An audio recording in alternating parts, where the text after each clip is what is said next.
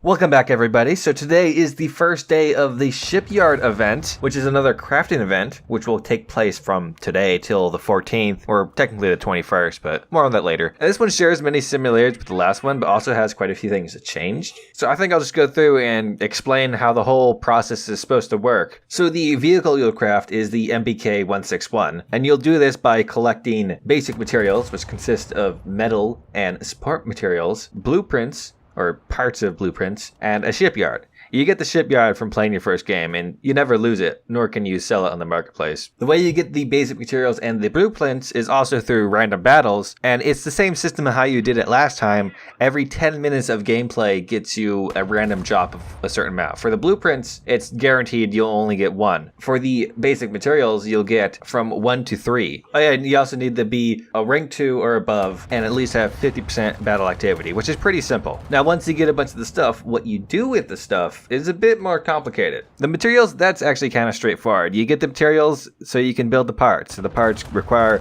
the shipyard and the materials. You can only do it one at a time because you only have one shipyard. The blueprints, on the other hand, are a bit more strange, as you get them the same way as I explained. However, you will only, through random battles, get up to 240 pieces. However, if you get first place, you will be able to get 240 more, for a grand total of 480. To get a complete blueprint, you need 20, and you need 4 complete blueprints to finish building the boat. Subsequently, for the tank, you can only get up to 160 tank blueprint parts, with the ability to get 160 more by being in first place. And it costs 40 blueprints to build one complete tank blueprint, and you need 4 complete tank blueprints to be able to finish building the tank. On the webpage about this, it says that in battle, tank element blueprints will drop together with blueprints of the boat. However, I played one game, got some boat blueprints and no tank blueprints, so I'm assuming is what's going to happen is you have to complete the first boat to be able to get the tank blueprints. So let's say that you got all the parts for the boat and you finish your first boat. Now what? How do I get the tank? How do I get the helicopter? Okay, so what happens is the first boat, you get the boat coupon, which can be traded for the aircraft if you want it. To get the tank, you're going to have to construct 2 more boats, which will give you vehicle vouchers, as well as you also, of course, need the tank blueprints. And the tank coupon that you get from that can be traded for the helicopter. Alright, so from the top, how you do this event is you play random battles with 10 minutes of gameplay with 50% activity will get you both blueprints and materials. Of the materials, there is metal and support materials. You're going to need 109 pieces of metal and 45 pieces of support material to build one boat, as well as 80 blueprint components to complete a complete blueprint, which you need 4 of. The first boat can be traded for the aircraft or kept. Subsequent boats will give you vehicle vouchers. You need 2 vehicle vouchers and 4 sets of completed tank blueprints, which cost 80 tank blueprint components, which also happen to drop, I'm assuming, after you're done completing the first boat, under the same circumstances. Be first place and or do 10 minutes of gameplay at 50% activity. And the coupon you get for the tank can be traded for the helicopter. Now, if you want everything that this event has to offer, what you're going to need is 654 pieces of metal and 270 supporting material, as well as 480 boat blueprint parts, 24 completed boat blueprints, to construct 6 boats. And you'll need to complete 2 VT-12s, which require 320 pieces of tank blueprints, 8 complete sets of tank blueprints, of course. Now, because you have to collect so many different types of material in different ways, it's really hard to calculate exactly how long this is going to take. But as an example, just to collect the 240 pieces of boat blueprint you need to make 3 boats will take you, according to my math, 40 hours. Now, you also have to take account you'll be collecting materials like metal, for example. To collect, if you only got 3 metal every game, it'd only take you 36 1/3 hour. And on top of that, you're gonna have to think, how long is it gonna take me to get the supporting materials as well as the tank blueprint parts? And you're not always gonna be first place, so that's gonna take you even longer. You do have 10 days to do it. I have a feeling it's possible to do in 10 days, but it's gonna be very frustrating because you have to also take into account that you can't play the game for 50 hours straight. You're human, at least I assume you are. So you have to eat, you have to sleep, you have to talk to people. People need to talk to you. And even if you're a mega neat or some alien in a spaceship, you'll still have to spend some time in the queue waiting for the next battle. And there's also a time on how long it takes to construct the next part of the boat. Now on those construction times, this is something that I did not talk about at all because it doesn't really matter, is that there are these things, these parts that increase the construction time. I have no idea what these construction times are because the event just started literally as of this recording, and I played one battle. But it seems you get them through random battles, or on the market of course. They don't stack, but they also don't disappear from use. However, not mentioned on the page of this announcement is that there's actually two sets of them, a rare set and a purple set. Now, I didn't really mention them when I was going over how to construct the things because they don't sound necessarily needed to actually do the thing. You're going to be spending all your time grinding anyways, who cares how long it takes to construct a thing. And after the 14th, when the parts stop being given to you via random battles, you'll still have till the 21st to actually build the boats and other vehicles.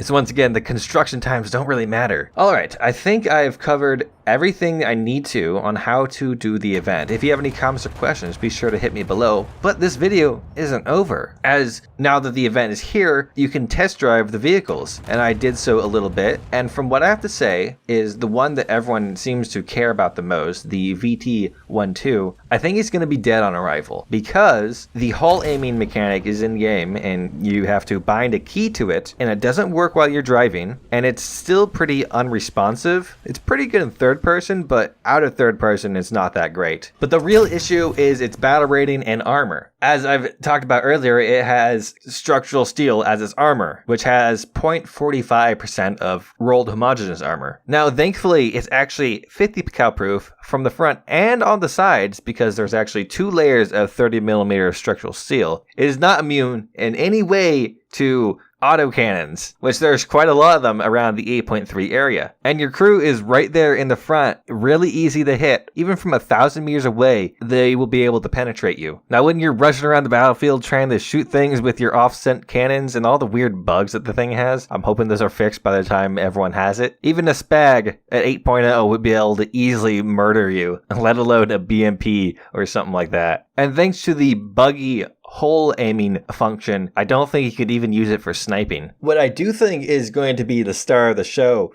is the H-34. It's a premium, it flies like garbage, and rockets are mostly useless. However, it has one, as I said, bullpup missile that is mouse aimed. Now, if you don't know what a bullpup is, it's essentially a rocket propelled bomb. So this thing will be able to nuke any tank because it's a bomb. And it's pretty fast, actually. Could travel about 2.7 kilometers in 6 seconds. At 8.0, I think this thing is going to be a lot of fun for the helicopter pilot, especially if you get down tiered. Oh my god, if you get down tiered. And the gun pod, well, this helicopter was never designed for a 20mm gun pod. It does not stay on target at all. It's quite hilarious. I wish you could change the loadouts a bit to like mix and match on what you want, like have the bullpup but then also have rockets, or have the 50 cals and the bullpup, or maybe even have 2 bullpups.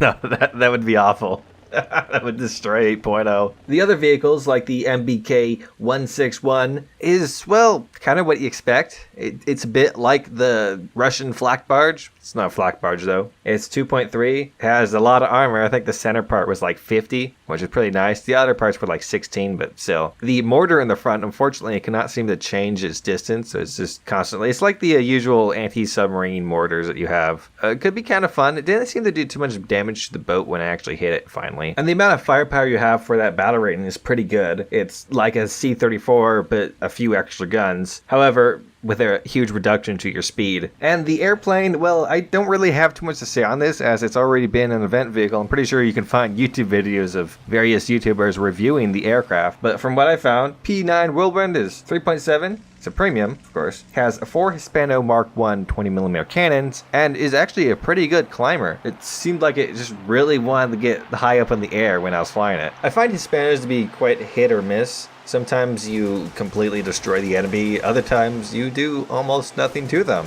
Probably part of the reason why I never really got into British aircraft. Just kind of underwhelming firepower, even compared to the lackluster Japanese guns at times. And I think that's just about everything I have to say on this event so far. So if you have any comments, concerns, or questions, as I said, you can hit me up down below or on my Discord. You can hit that subscribe button if you enjoyed this video. Make War Thunder weekly news videos every Sunday. Make random videos throughout the week. This is one of them. I like to stream on Saturdays. I'm probably going to stream later today for the event, so be sure to hit that bell icon to be notified anytime I upload anything. Thank you very much for watching, and I hope you have a great day.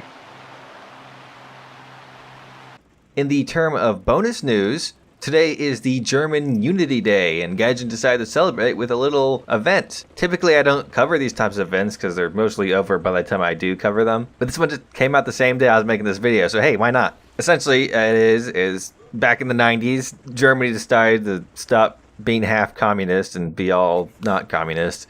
So they got back together, had a Thanksgiving or whatever they do. I don't care. Gaijin is going to give you a pretty cool decal of the German building with the German flag in the background if you play 3 battles with 60% activity. Pretty simple. Get a cool decal. On top of that, also, the German M47 will be available for sale via Golden Eagles for 8,200 of them. Bit of a steep price. It is premium, though it's at a very weird spot of 7.3. There's like no other 7.3 German tanks.